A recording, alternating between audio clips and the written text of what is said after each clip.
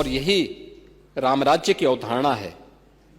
भगवान राम भरत जी से इसी बात का उल्लेख करते हैं, बरसत हर्षत सब लखे, करसत लखे न कोय, तुलसी प्रजा सुभाए से, भूप भानु सो होय। देश की के ग्रोथ इंजन के रूप में यूपी की क्या भूमिका है? देश की आबादी का सबसे बड़ा राज्य है और सबसे अधिक संसाधन के बावजूद 1950 से लेकर 2017 तक प्रदेश की जो जीएसडीपी थी वह 12.75 लाख करोड़ तक पहुंची थी। 2017 से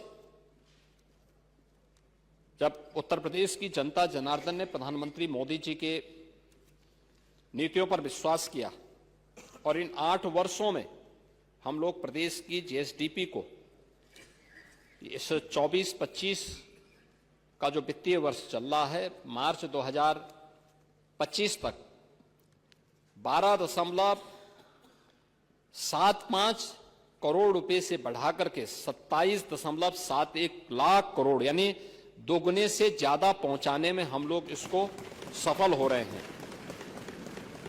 देश की जीडीपी में आज के दिन पर उत्तर प्रदेश का जो हिस्सेदारी पहले 7वें स्थान पर थी, आज वह नंबर 2 पर आ गई है। हम अब देश की नंबर 2 की अर्थव्यवस्था बन चुके हैं।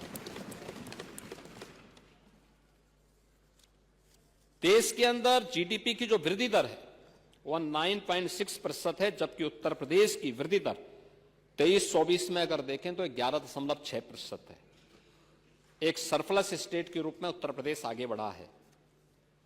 हमने कर चोरी को रोका है, रेवेन्यू के लीकेजेज को हमने समाप्त किया है, डिजिटल मैकेनिज्म को अपनाया है और उसका परिणाम शासन की कार्य पद्धति में एक ट्रांसपेरेंसी के रूप में सबके सामने आया है।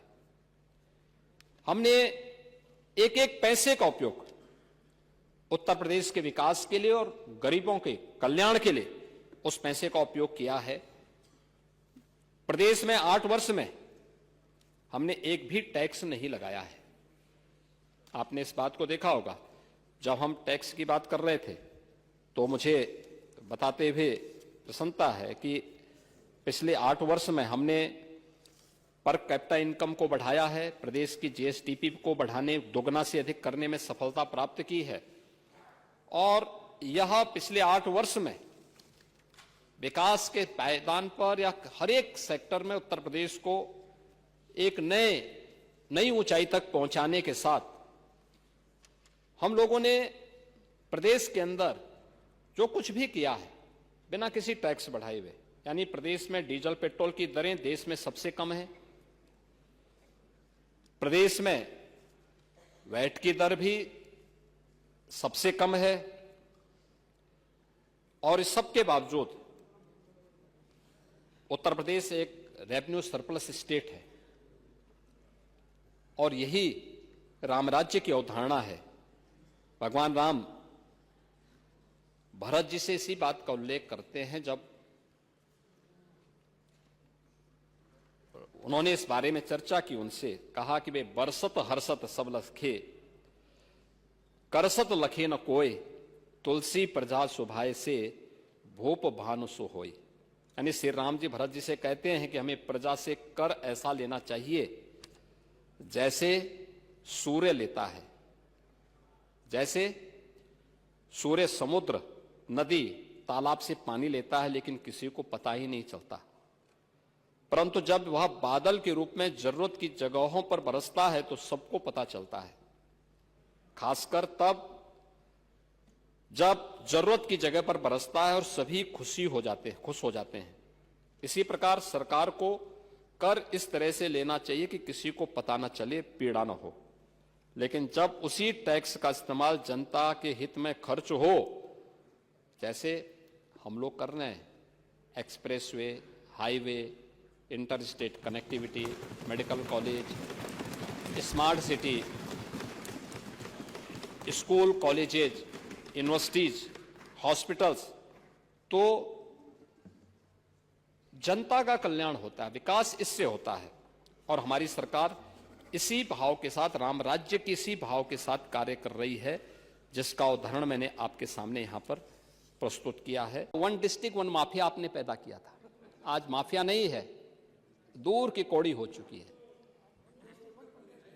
गोरखपुर के सब माफिया तो पहले ही जा चुके थे, उनको हम पहले निपटा चुके थे।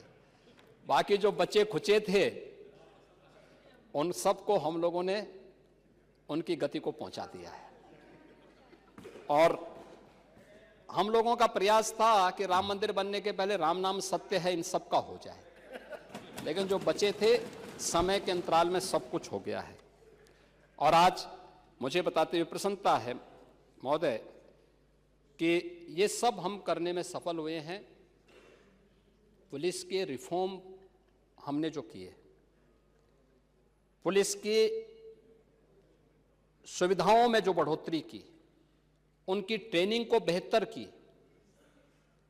ये वही प्रदेश था जहां पहले अपराधी दौड़ाता था, पुलिस भागती थी और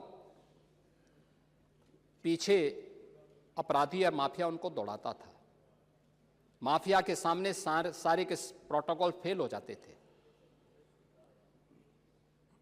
जो पुलिस पहले माफिया को सैल्यूट करती थी, आपने वो दृश्य भी देखा होगा, एक माफिया जिसने एक हाईकोर्ट के चीफ जस्टिस के काफिले तक को रोक दिया था, जिस माफिया के लिए 10-10 जजेस ने कोर्ट में किसी प्रकार की सुनवाई से इनकार कर दिया था, वही माफिया जब इस सरकार के समय पुलिस की गिरफ्त में आया तो पैंट उसकी गीली हो गई थी। ये वही सरकार है। पुलिस धमक से, शासन धमक से चलता है और वही धमक आज प्रदेश के अंदर माफिया के अंदर दिखाई दे रही है।